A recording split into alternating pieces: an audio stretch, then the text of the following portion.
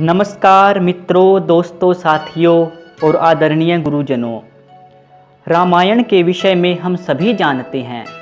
भगवान श्री रामचंद्र जी की मर्यादा पुरुषोत्तमता, साहसता और वीरता से हम सभी परिचित हैं। सीता माता के सतीत्व भाव और पतिव्रत भाव से भी हम भली भांति परिचित हैं। लक्ष्मण जी की चंचलता और वीरता को भी हम जानते हैं।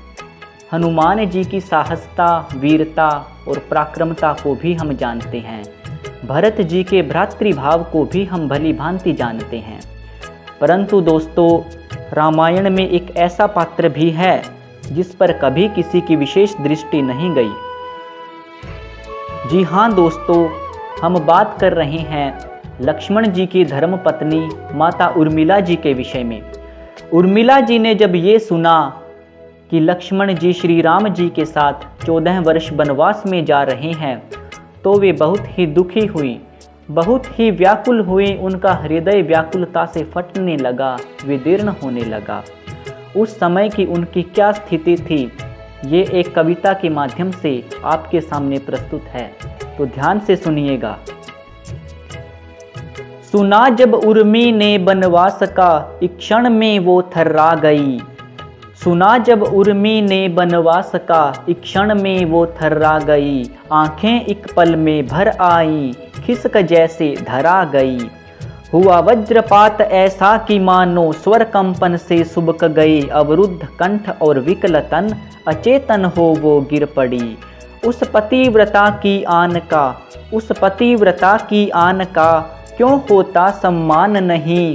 उस त्याग की प्रतिमूर्ति का वर्णन कहीं मिलता नहीं। उस त्याग की प्रतिमूर्ति का वर्णन कहीं मिलता नहीं। लखन राम के पालक थे, वन जाने को आतुर थे। श्री राम ने रोका मगर वो भ्रातृ प्रेम में चातुर थे। रोका उर्मी ने प्राणनाथ। तब उर्मिला जी लक्ष्मण जी को रोकती हैं। रोका उर्मी ने प्राणनाथ, मैं बिन प्राणों के कैसे रहूं। मुझे विष दे दो या साथ ले लो, इससे ज़्यादा क्या कहूं। पर बांध दिया वचन ने उसे। तब लक्ष्मण जी ने उसे अपनी बातों से बांध दिया। तब बांध दिया वचन ने उसे, है लक्ष्मण तुझसे दूर नहीं। उस त्याग की प्रतिमूर्ति का वर्णन कहीं मिलता नहीं। उस त्याग की प्रतिमूर्ति का वर्णन कहीं मिलता नहीं। तब उर्मिला जी के सामने बहुत ही विचित्र परिस्थितियां थी। एक और तो वे ये चाहती थीं कि लक्ष्मण जी वनवास में ना जाएं, और एक और वे चाहती थीं कि यदि जाएं तो उन्हें भी साथ लेकर जाएं। उस समय उनके मन में जो द्वंद्व था, उसका वर्णन सुनिए। था पति को भी था मना, आदेश भी था मानना। था पति को भी था मना, आदेश भी था मानना। निर्णयों के द्वंद्व से था बालपन का सामना। वचन भी था थामना और हृदय की ये कामना। संगपति जीयूं मरूं, संगपति जीयूं मरूं, पर पति से ही था सामना। पतिव्रता ही झुकती है, पतिव्रता ही झुकती है, यह लोक में अनविदित नहीं। उस त्याग की प्रतिमूर्ति का वर्णन कहीं मिलता नहीं। उस त्याग की प्रतिमूर्ति का वर्णन कहीं मिलता नहीं। तब लक्ष्मण जी ने उर्मिला जी को अनेक प्रकार से समझाया, उन्हें तरह तरह से ढांढस बंधाई।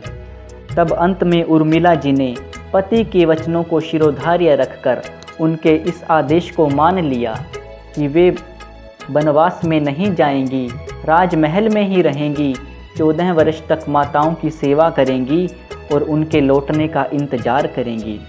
तब लक्ष्मण जी अपनी उर्मिला पर बहुत ही गर्व करते हैं, हर्षाते हैं और उन्हें ये कहते हैं।